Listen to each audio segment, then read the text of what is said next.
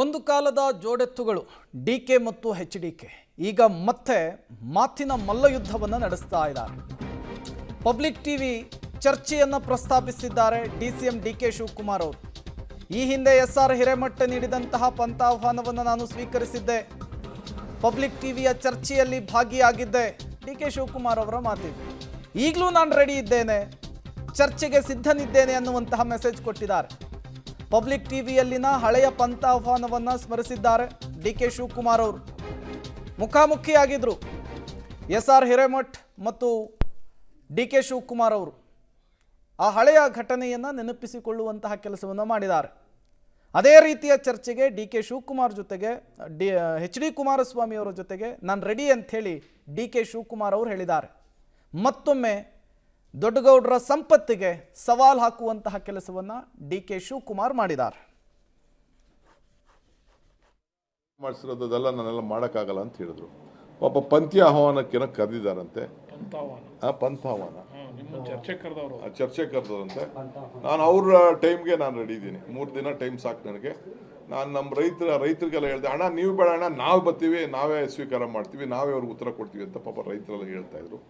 ನನಗೆ ಆ ರೈತನ ಬಿಡೋಕೆ ಇಷ್ಟ ಇಲ್ಲ. ಇರಲಿ, ಪಾಪ ಅವ್ರು ಕರೆದಾಗ ನಾವು ಹೋಗ್ಬೇಕು. ಈಗ ಫಸ್ಟು ಅವ್ರು ಮಾಡಬೇಕಾದ ಇಷ್ಟೇ, ಪಂಥಾವನಕ್ಕೆ ನಾನು ರೆಡಿ ಇದ್ದೀನಿ. ನಂಬರ್ 1.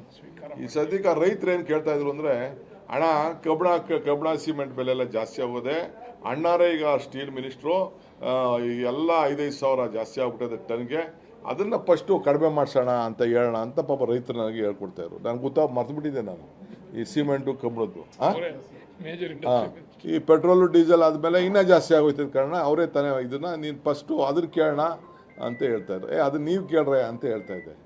ಸೊ ಹಂಗೆ ಫಸ್ಟು ಕುಮಾರಣ್ಣಂಗೆ ನಾನು ರಿಕ್ವೆಸ್ಟ್ ಮಾಡಿದಷ್ಟೇ, ಪಂಥ ಅಣ್ಣ ನೀನು ಯಾವತ್ತು ಟೈಮ್ಗೆ ಹೇಳ್ತೀಯಣ್ಣ, ನಾನು ಬರ್ತೀನಿ. ಜಾಗನೂ ಅವರೇ ಫಿಕ್ಸ್ ಮಾಡಲಿ, ಟೈಮು ಫಿಕ್ಸ್ ಮಾಡಲಿ, ಬಟ್ 3 ದಿನ ಟೈಮ್ ಕೊಡಬೇಕಷ್ಟೇ. ಯಾಕೆ ನನಗೇನೋ ಬೇರೆ ಬೇರೆ ಕಾರ್ಯಕ್ರಮ ಇದೆಯಲ್ಲ, ಒಂದ್ಸತಿ ನೀವು ಇದನ್ನ ನಮ್ಮ ಪಬ್ಲಿಕ್ ಟಿವಿ ಅವ್ರು ಮಾಡ್ಬಿಟ್ರಲ್ಲ, ಟೈಮ್ ಫಿಕ್ಸ್ ಮಾಡ್ಬಿಟ್ಟು ಚೇರ್ ಇಟ್ಬಿಟ್ಟು ನೀ ರೆಡಿ, ಬೇರೆಯವ್ರಿಗೆಲ್ಲ ಅದೆಲ್ಲ ಜನ ನೋಡ್ಬೇಕು. ನಿಂದು ಒಂದೇ ಟಿವಿ ಮಾಡ್ಕೊಂಡು ನೀನು ಒಂದೇ 15 ಸತಿ ತೋರಿಸ್ಬಿಟ್ಟೆ ಅದನ್ನ. ಇಲ್ಲ, ನಾನು ವೀಕಾಗೆ ಮಾತಾಡ್ತೀನಿ ಬಿಡು, ಅವರೇ ಸ್ಟ್ರಾಂಗು. ಸ್ಟೀಲ್ ಮಿನಿಸ್ಟರ್ ತಾನೇ ಸ್ಟ್ರಾಂಗ್, ಸ್ಟೀಲ್ ಅವರು. ಆ ಬಂಡೆ ಹೊಡೆಯೋದು ಸ್ಟೀಲಿಂದ ತಾನೆ ಹೊಡೆಯೋದು. ಕುಟ್ಟಕ್ಕೆ ಬೇಕಾರೆ ಇರಲಿ, ಅದೇ ಇರಲಿ. ನಾನಂತೂ ಅವ್ರು ಯಾವಾಗ ಹೇಳ್ತಾರೋ ನಾವು, ಯಾಕೆಂದ್ರೆ ಮೊದಲು ಅವ್ರದ್ದು ಸ್ವೀಕಾರ ಮಾಡಿದ್ದೀನಿ, ಸಾತ್ತೂರಲ್ಲಿ ಸ್ವೀಕಾರ ಮಾಡಿದ್ದೀನಿ.